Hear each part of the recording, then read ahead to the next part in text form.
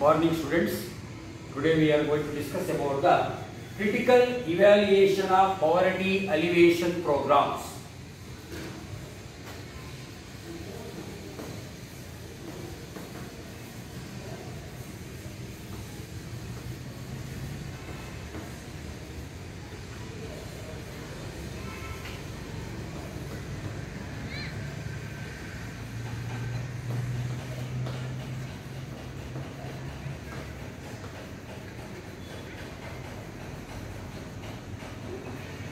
Critical evaluation ಅಂದರೆ ಬಡತನ ನಿರ್ಮೂಲನಾ ಕಾರ್ಯಕ್ರಮಗಳನ್ನು ಒಂದು ಪರಿಶೀಲನೆ ವಿಮರ್ಶೆ ಅಂತ ಹೇಳ್ಬಿಟ್ಟು ಏನು is poverty alleviation programmes are success in reducing the poverty in India are not, what are the reasons, what are the criticisms for the implementation of poverty alleviation programs by the government, is any success or is any demerits? That is called critical evaluation of poverty alleviation programs. Though the government has implemented many schemes, many programs in order to eradicate the poverty problem in India, many governments has seriously attempts to reduce the poverty, but due to the following reasons, poverty alleviation programs are not success in reducing the poverty in India. So, since or till today, 6.7% of the population were living in the below poverty line. ಅಂದ್ರೆ ಬಡತನ ನಿರ್ಮೂಲನಾ ಕಾರ್ಯಕ್ರಮಗಳನ್ನ ಸರ್ಕಾರ ಹಂತ ಹಂತವಾಗಿ ಜಾರಿಗೊಳಿಸಿದ್ದರೂ ಸಹ ಇವತ್ತಿಗೂ ನಮ್ಮ ದೇಶದಲ್ಲಿ 6.7% ಅಷ್ಟು 6.7% 6.7% ಅಷ್ಟು ಜನರು ಬಡತನ ರೇಖೆಯಿಂದ ಕೆಳಗೆ ವಾಸ ಮಾಡ್ತಾ ಇದ್ದಾರೆ. ಅಂದ್ರೆ ಏನು ಕಾರಣ ಅಂದ್ರೆ ಈ ಕೆಳಗಿನ ಕಾರಣಗಳಿಂದಾಗಿ ಇವತ್ತಿಗೂ ಕೂಡ 6.7% ಅಷ್ಟು ಜನರು ಬಡತನ ರೇಖೆಗಿಂತ ಕೆಳಗಡೆ ಇದ್ದಾರೆ.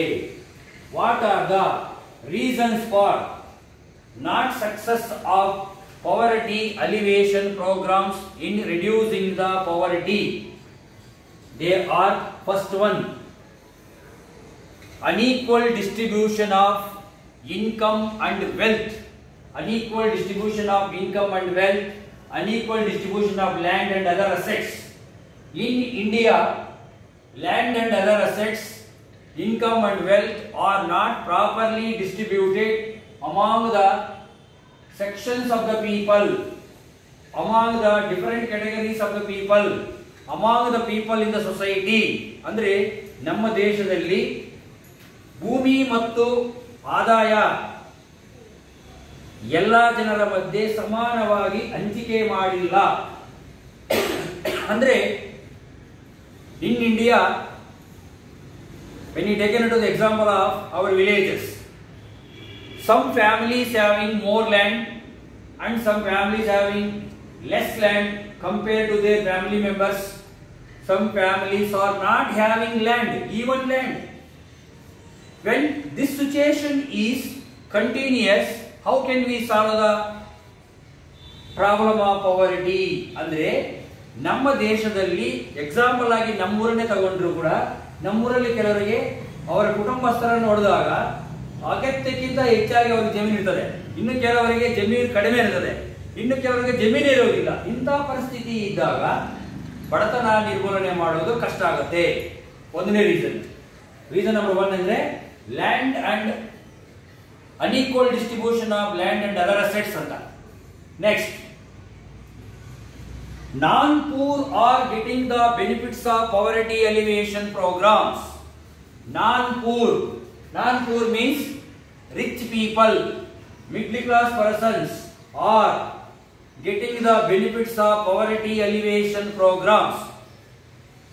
Though the government of India introduce or implement many programs in order to boost up the poor people, in order to develop the poor people by various programs, The benefits of poverty alleviation programs were especially taken by non-poor people, that means rich people. By using their influence, by using their money, they are getting the benefits. At the time, poverty cannot be solved. Poverty problem cannot be solved. Here, poor becomes poor, rich becomes rich. Next, insufficient funds released by the governments for the implementation of poverty alleviation programs.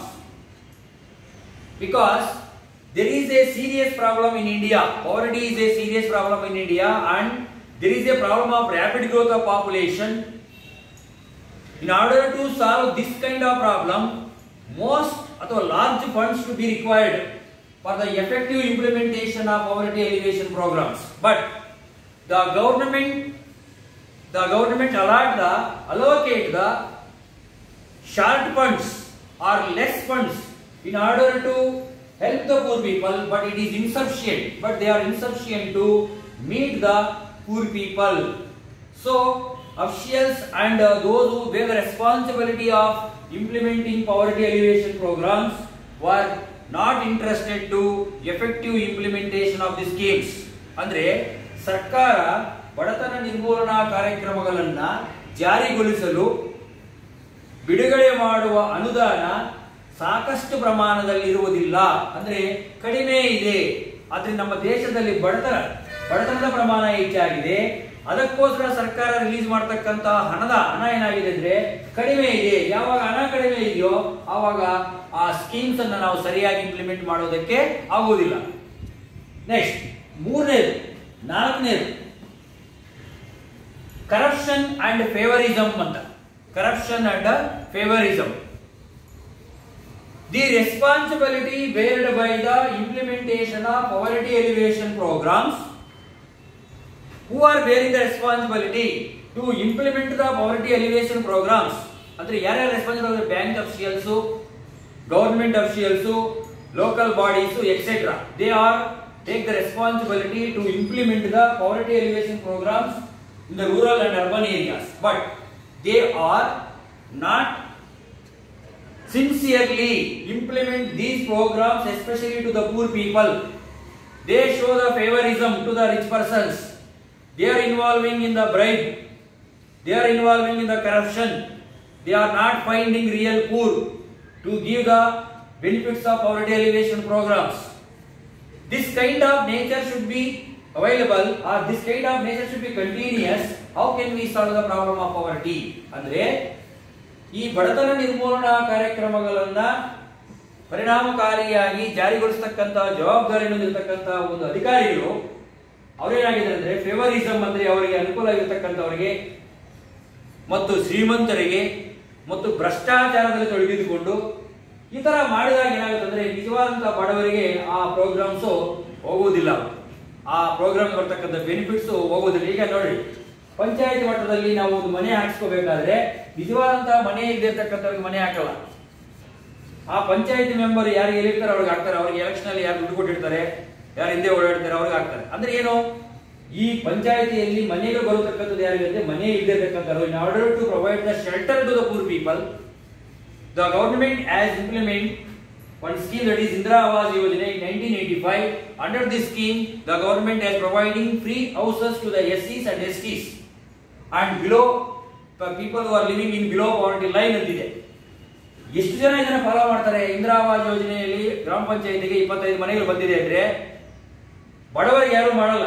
ಯಾರು ನಮಗೆ election ಅಲ್ಲಿ ದುಡ್ಡು ಕೊಟ್ಟಿದ್ದಾರೆ, ಯಾರು ನಮಗೆ ಓಡಾಡಿದ್ದಾರೆ, ಯಾರು ಶ್ರೀಮಂತರಿದ್ದಾರೆ, ಯಾರು ಹೇಳ್ತಾರೆ, ಶ್ರೀಮಂತರು ಯಾರು ಹೇಳ್ತಾರೆ ಅವ್ರಿಗೆ ಆಗ್ತಾರೆ. ಅಂದ್ರೆ ಫೇವರಿಸಂ, ಕರಪ್ಷನ್, ಈ ತರ ಮಾಡೋದ್ರಿಂದ ಬಡತನ ನಿರ್ಮೂಲನೆ ಮಾಡಕ್ಕೆ ಆಗ್ತಾ ಇಲ್ಲ. Next, lack of active participation of local level institutions or local level governments.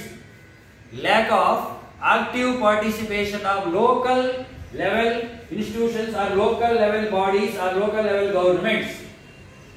ಸ್ಥಳೀಯ ಮಟ್ಟದಲ್ಲಿರ್ತಕ್ಕಂಥ ಸರ್ಕಾರಗಳು, ಏನು ಗ್ರಾಮ ಪಂಚಾಯಿತಿ ಆಗಿರಬಹುದು, ತಾಲೂಕ್ ಪಂಚಾಯಿತಿ ಆಗಿರಬಹುದು, ಜಿಲ್ಲಾ ಪಂಚಾಯಿತಿ ಆಗಿರಬಹುದು, ಮುನ್ಸಿಪಾಲಿಟಿ ಆಗಿರಬಹುದು, these are called local level bodies. They are not actively participate, they are not actively to implement the poverty alleviation programs for the sake of poor people. ಬಡವರಿಗೋಸ್ಕರ ಗ್ರಾಮ ಪಂಚಾಯಿತಿಗಳು, ತಾಲೂಕು ಪಂಚಾಯಿತಿಗಳು, ಜಿಲ್ಲಾ ಪಂಚಾಯಿತಿಗಳು, ನಗರಸಭೆಗಳು ಇವುಗಳ್ಯಾವೂ ಕೂಡ ಪರಿಣಾಮಕಾರಿಯಾಗಿ ಕಾರ್ಯನಿರ್ವಹಿಸ್ತಾ ಇಲ್ಲ. ಬಡತನ ನಿರ್ಮೂಲನಾ ಕಾರ್ಯಕ್ರಮದಲ್ಲಿ ಪ್ರೋಗ್ರಾಮ್ಸ್ ಅನ್ನು ಇಂಪ್ಲಿಮೆಂಟ್ ಮಾಡತಕ್ಕಂತ ಒಂದು ವಿಚಾರದಲ್ಲಿ these are not actively participate. ಇವರು ಯಾರು ಕೂಡ ಆಕ್ಟಿವ್ ಆಗಿ ಸರಿಯಾಗಿ ಪಾರ್ಟಿಸಿಪೇಟ್ ಮಾಡ್ತಾ ಇಲ್ಲ. Next, lack of active participation of poor. Lack of active participation of poor people. This is also one of the main reason. ಅಂದ್ರೆ ನಿಜವಾದಂತಹ ಬಡಜನರು ಬಡತನ ನಿರ್ಮೂಲನಾ ಕಾರ್ಯಕ್ರಮಗಳನ್ನ ಪಡೆದುಕೊಳ್ಳೋದಕ್ಕೋಸ್ಕರ ಯಾರು ಅರ್ಜಿಯನ್ನ ಹಾಕ್ತಾ ಇಲ್ಲ. That means real poor, those who are really living below poverty line, they are not interested to apply the schemes of poverty alleviation programs because they already know that these schemes are especially made for rich people, influential persons and official related persons. We are not in a position to get that benefit. So before their finding, it is noted point, it is noted every poor people. So they are not actively participated. Even they are participated, they wandering government office to panchayat office to taluk office, they are wandering here and there for 6 months. Then who will look after them?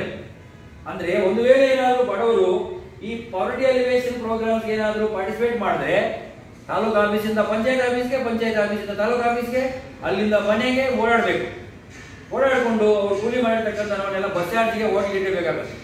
ಆದ್ರಿಂದ ಏನ್ ಮಾಡ್ತಾರೆ ಅವರು, ನಮಗೆ ಆ scheme ಬೇಡ, ಆ ರಾಮಾಯಣನೇ ಬೇಡ, ನಮಗೆ ಬರೋದಿಲ್ಲ, ಏನಿಲ್ಲ ಅದು ಅಂತ ಹೇಳ್ಬಿಟ್ಟು ಅವರು ಅದನ್ನ ನೆಗ್ಲಿಜೆನ್ಸ್ ಮಾಡಿಬಿಡ್ತಾರೆ.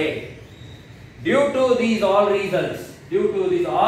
Reasons poverty alleviation programs are not success in reducing the poverty. Next, lack of training. ಅಂದ್ರೆ the responsibility beared by the officials who are ill motivated ಅಂದ್ರೆ ಅವರಿಗೆ ಮೋಟಿವೇಶನ್ ಇಲ್ಲ. ನೀವು ಈ ಪ್ರೋಗ್ರಾಮ್ ಅನ್ನು ಮಾಡಿದ್ರೆ ನಿಮ್ಗೆ ಇಷ್ಟು ಬೆನಿಫಿಟ್ ಇದೆ, ಇಷ್ಟು ಈ ತರ ನಿಮಗೆ ಸಬ್ಸಿಡಿ ಇರ್ತದೆ ಅಥವಾ ನಿಮಗೆ ಒಂದು ಪ್ರಮೋಷನ್ ಇರ್ತದೆ ಅಂತ ಹೇಳ್ಬಿಟ್ಟು ಅಫಿಷಿಯಲ್ಸ್ಗೆ ಒಂದು ಎನ್ಕರೇಜ್ಮೆಂಟ್ ಕೊಟ್ರೆ ಅಫಿಷಿಯಲ್ಸ್ ನೀಟಾಗಿ ಕೆಲಸ ಮಾಡ್ತಾರೆ. ಇಲ್ ಮೋಟಿವೇಟೆಡ್, ಲ್ಯಾಕ್ ಆಫ್ ಟ್ರೈನಿಂಗ್, ಅವ್ರಿಗೆ ಸರಿಯಾದ ಟ್ರೈನಿಂಗ್ ಇರುವುದಿಲ್ಲ. ನೀವು ಹೋಗಿ ಕೆಲಸ ಮಾಡ್ರಿ ಅಂತ ಹೇಳ್ತಾರೆ. ಈ ಟ್ರೈನಿಂಗ್ ಇರುವುದಿಲ್ಲ, ಮೋಟಿವೇಶನ್ ಇರುವುದಿಲ್ಲ. ಅದರಿಂದನೂ ಕೂಡ ಏನಾಗಿದೆ ಅಂದ್ರೆ ಇವತ್ತು ಬಡತನ ನಿರ್ಮೂಲನೆ ಅಷ್ಟಾಗಿ ಆಗಿಲ್ಲ ಅಂತ ಹೇಳ್ಬಿಟ್ಟು ಇದು critical evaluation of poverty alleviation programmes.